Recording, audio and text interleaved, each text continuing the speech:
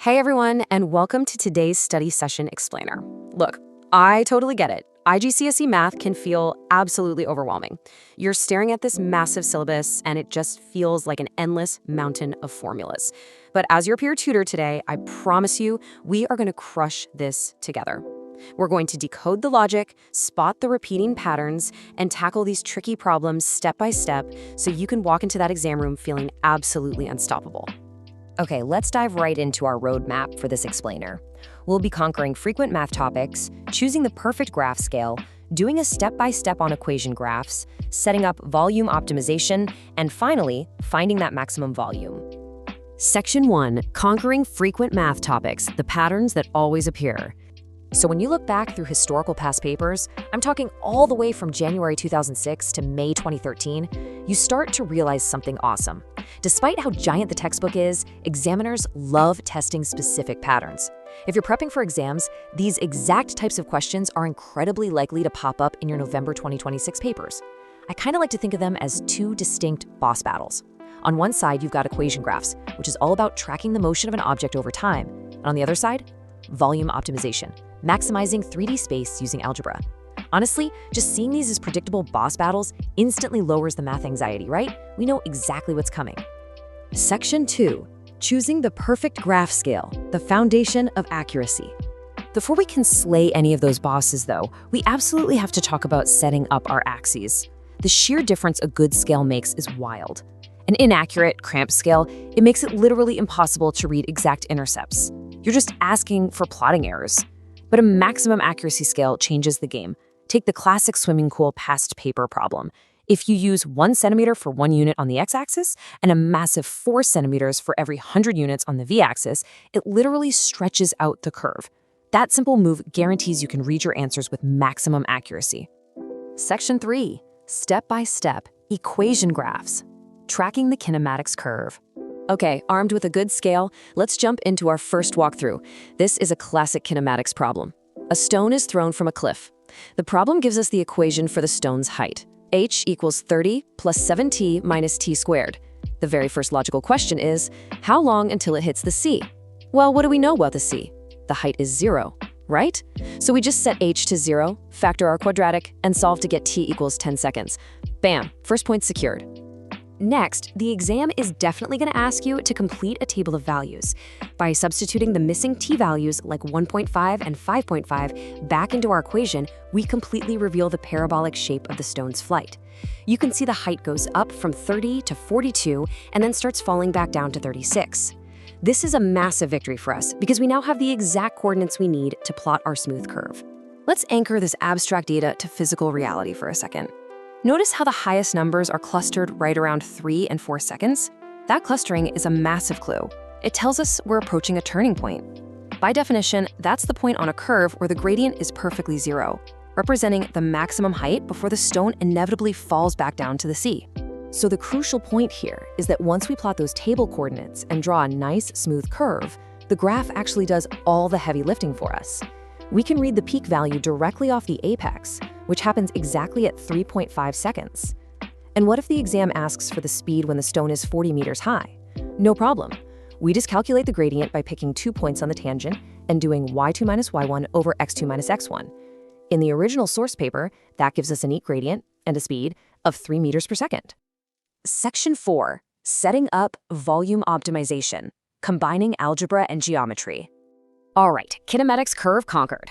Let's shift gears to what is arguably the trickiest algebra topic, taking a 3D shape's given surface area and manipulating it to create a completely brand new volume formula.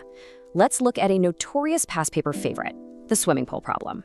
So, we're given a rectangular pool with a total surface area of 200 square meters.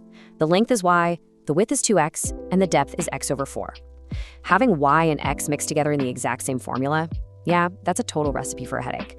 We can't plot a standard 2D graph with too many unknown variables. We absolutely have to isolate one. Here's how we do it. Step 1, write out the full surface area equation for all the walls and the floor and set it equal to 200. Step 2, use algebra to isolate y. When you do that, you get y equals 2 times 200 minus x squared all over 5x. Now for the magic. By substituting our new y into the standard length times base times height formula, the y disappears entirely. We're left with volume equals x over 5 times 200 minus x squared. The whole equation is purely in terms of x. And just like we did with the falling stone earlier, the exam will ask you to substitute x values into this beautiful new volume formula. We're mapping out exactly how the pool's volume changes as its width changes. If you look at the calculated data, it smoothly rises to over 217 and then plummets all the way down to 11.2. So, here's my question to you, because you guys are following along perfectly. We've mapped the volume equation out into a table of values. But how do we definitively find the absolute maximum volume possible? We know it's somewhere around an x value of 8, but we need to be hyper-precise. Section 5, Finding the Maximum Volume, Graphical versus Calculus Methods. To find that exact peak, there are two distinct ways to slay this final boss level depending completely on what the specific exam question asks. First up is method 1, the graphical peak. This is exactly where that maximum accuracy scale we talked about earlier saves the day. You plot the V-curve using your stretched out scale, and you physically read the highest point visually. On our pool graph, the absolute peak lands perfectly at an x-axis value of 8.2. Once you have x, you just substitute it back into your surface area equation to get a length of y equals 6.5. Done. But wait. What if the exam specifically demands you use calculus instead of drawing a graph?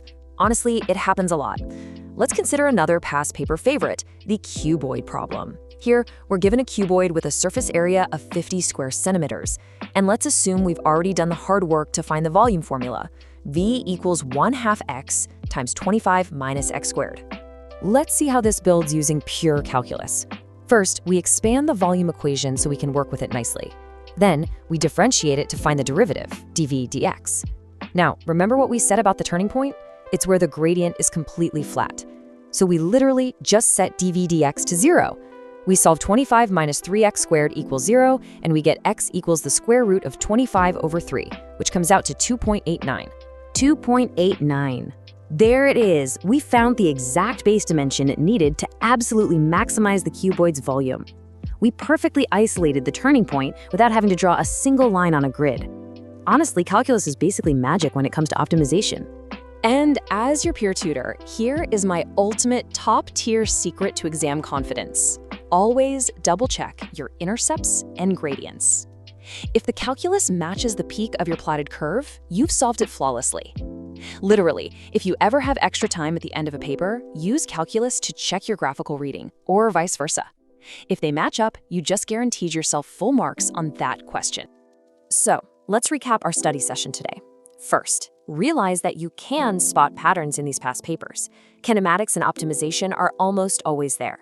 Second, always select an accurate, stretched graph scale to prevent those silly errors. Third, patiently scaffold your surface area equations to isolate y before finding your volume. And finally, confidently find your maximums using either the physical peak of a graph or by setting dvx to 0. You guys now have the exact tools to handle the toughest algebra and graphing boss battles on the entire syllabus. You are more than ready for those tough questions coming up. But here's something to think about before we wrap up today. We've conquered parabolas and maximized physical volumes, but what happens when these exact same turning points and graphical concepts are applied to exponential growth models? Think about population spikes or compound finance. That is a whole new puzzle, and we will definitely tackle it together in our next study session explainer. Thanks for learning with me today. You're gonna do great.